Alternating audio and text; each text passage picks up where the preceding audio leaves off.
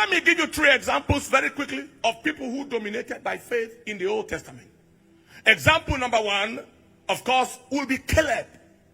Caleb was the man that searched the land with Joshua before Moses, while Moses was there. While after Moses had passed, Caleb came to Joshua in Joshua chapter 14 verse 10 all the way to verse 14. In Joshua chapter 14 verse 10, he said, and now behold, the Lord has kept me alive, as he said, these 45 years, even since the Lord spake this word unto Moses, while the children of Israel wandered in the wilderness. And now, lo, I am this day 85 years old.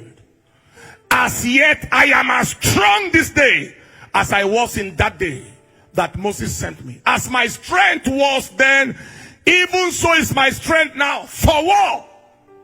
I am 85 years old, but if you are 20, come and I'll whip you, both to go out and to come in. And he said, now therefore give me this mountain, whereof the Lord spake in that day. For thou heard in that day how the Anakims were there, and that the cities were great and fenced. If so be, the Lord will be with me, then I shall be able to drive them out, as the Lord said. And Joshua blessed him and gave unto Caleb, the son of Jephunneh, Hebron for an inheritance. And Hebron became, therefore became the inheritance of Caleb, the son of Jephunneh, the Kenizzite, unto this day, because that he wholly followed the Lord his God. That was a man who knew what was his. He placed a demand for his inheritance in God. He trusted God to help him to take it. And he stepped out by faith and drove out the giants. They say there are giants there. Say that I am okay. Give me the land with the giants. Give me the land, I will take care of the giants. 85-year-old man had enough audacity, capacity, sagacity, ferocity, and pushed out giants and took his possession. I see somebody here today. Every land that is occupied by enemies and giants, power is coming upon you, dominion is coming upon you to push them out and take your portion. If you are saying amen, say a loud amen. If you are saying amen, say the loudest amen. If you are saying amen, shout the believers amen. Give the Lord the praise as you take your seat. Number 2 was David. David took charge of a situation by faith in front of Goliath in 1 Samuel chapter 17 and in verse 26. He said, and David spoke to the men that stood by him, saying, what shall be done to the man that killeth this Philistine and taketh away the reproach from Israel? For who is this uncircumcised Philistine that he should defy the armies of the living God? And Saul said, you are not able to go. David said in verse 34 to verse 37, he said, your servant kept his father's sheep, and there came a lion and a bear, took a lamb out of the flock, and I went out after him. I smote him, I delivered it out of his mouth.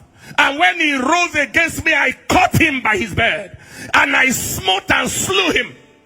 Thy servant slew both the lion and the bear, and this uncircumcised Philistine shall be as one of them, seeing he has defied the armies of the living God. Get ready, a Goliath is coming down for your sake. And then when he faced the giant himself in verse 45 to 47, you can see the faith in his utterance.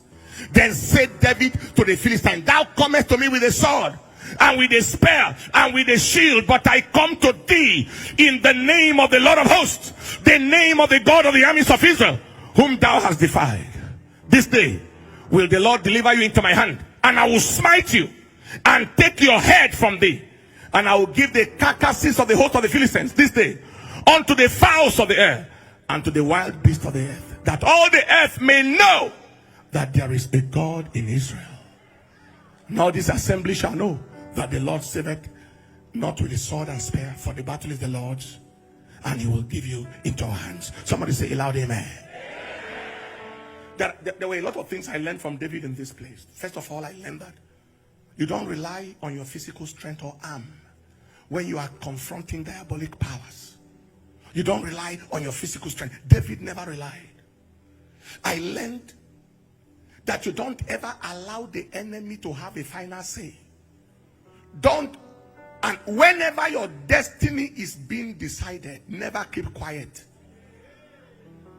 This man told David, I will tear you to pieces. Some people will just go with such a statement, not David. After David spoke, after the giant spoke, David spoke. After the giant spoke, David spoke. David ensured that he was the person to say the final word.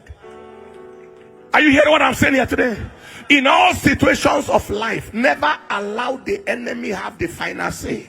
Never allow the devil have the final say.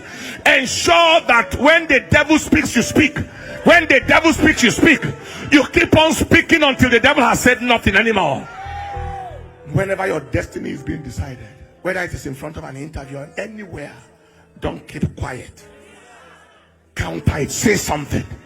He said, as you have spoken in my ears, so will I do. David declared the outcome of the battle while the battle was yet to be fought. That is how to live. Declare the end from the beginning. Don't wait for it to end. Declare the end from the beginning. Am I speaking to somebody here? Declare the end from the beginning. And then we went to the National Stadium for a crusade in 2007. That would be 18 years ago. It was overwhelmed. We did it 3 times: July, August, September. And then they said they won't give it out for church use anymore. I announced to the people there and then that this thing they said they won't give for church use anymore, we will build our own stadium. But the difference between their own and our own is that our own will have a roof. When there is rain, it won't fall on us, because rain fell on us there. Are you hearing what I'm saying? I said it to the hearing of the people. And after a short while, it came to pass. I sent one of our property agents, called him, anointed him, sent him to the same address, go to that road. Well, I won't get to the detail of that. Anointed him, this is your job.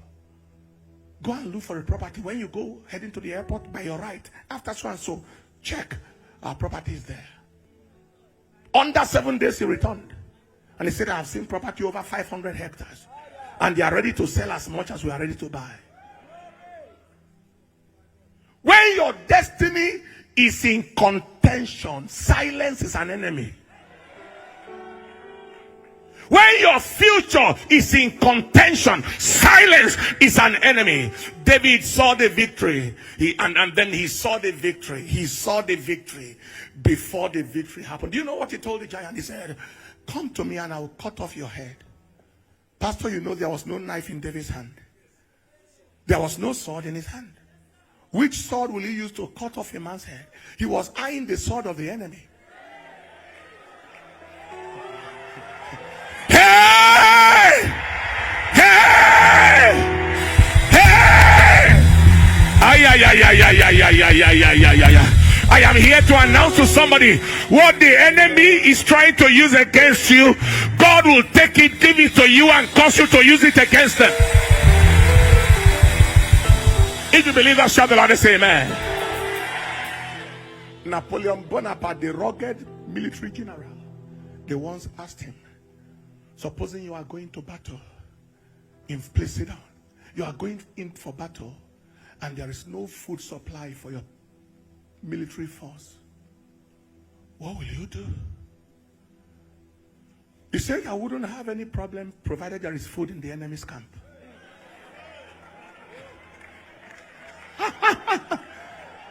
That is, I will whip the enemy and carry their food.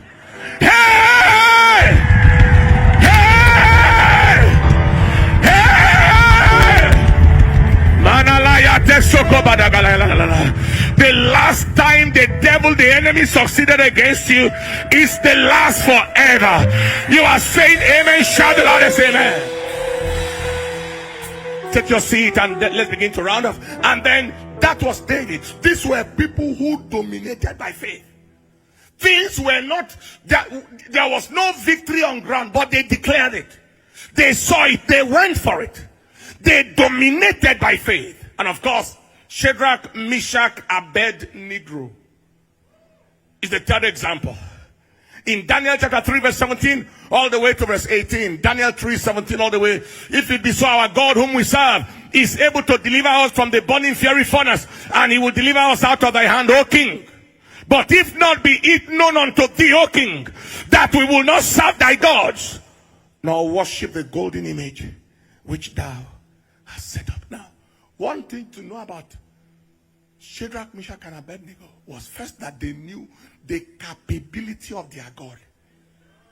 One of the worst things that can happen to any child of God is not to know the size of the God you serve.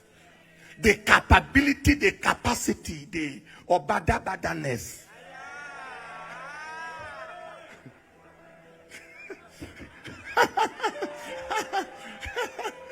You understand what I'm saying? The massiveness. It's not to know the size of your. He said, we know this God. He is able to deliver us, and he will. They didn't just know it, they said it. And then they added a clause. But even if he doesn't, which means in case he chooses another pathway, because he has the right to choose any pathway. If he chooses another pathway of intervention, we will still not bow. So what do you do in situations of life? You leave room for whatever approach God chooses to give you intervention. Because many times we are looking in one direction and God is trying to come in another direction, and people get discouraged. You give room, and these three people dominated by faith. There are more examples, but I'm conscious. Caleb, David, Shadrach, Meshach, and Abednego. Pastor, coincidentally, this year is our year of Dominion 2025. And give the Lord a big clap, and I just said that it's the same here. Give the Lord a bigger clap and a louder shout of praise. In the mouth of 2 or 3 witnesses, every word is confirmed. So it is confirmed to you that you are walking in dominion and no devil can stop it.